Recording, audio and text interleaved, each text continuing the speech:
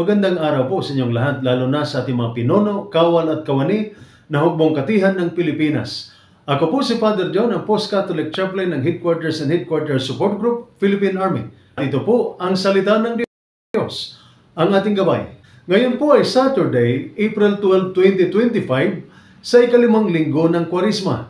At ayon po sa ating ebanghelyo sa araw na ito, pagkatapos buhayin ni Jesus si Lazarus, marami ang naniniwala sa kanya. Ngunit ang iba, imbis na maniwala, nagsumbong sa pinuno. Natakot sila na baka mawala ang kanilang kapangyarihan. Kaya nagplano silang ipapatay sa Jesus. Ganoon din ba tayo minsan? Kapag correct o tama, ngunit nakakatakot magsalita, tahimik na lang tayo kapag alam natin ang totoo.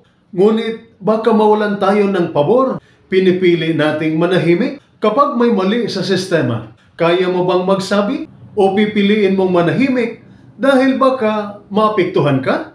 Kapag may kasama kang nalilihis ng landas, nilalapitan mo ba siya para tulungan o pinapabayaan mo na lang? Sa pamilya, pinaninindigan mo ba ang iyong pananampalataya kahit hindi ito sikat o tanggap sa iba? Ang mga pinuno o leader sa panahon ni Jesus, pinili ang takot kaysa pananampalataya.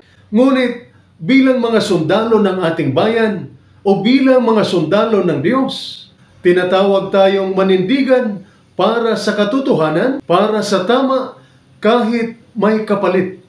Ito po ang salita ng Diyos, ang ating gabay. Manalangin tayo. Panginoon, bigyan mo kami ng tapang para manindigan sa tama. Tulungan mo kaming piliin ang pananampalataya kaysa takot, ang katotohanan kaysa tahimik na pagpayag. Gamitin mo kaming instrumento ng liwanag sa loob ng aming kampo o komunidad, aming pamilya at aming sarili. Amen. At sumainyo at sa inyong pamilya ang pagpapala ng makapangyarihang Diyos, Ama, Anak at Espiritu Santo. Amen.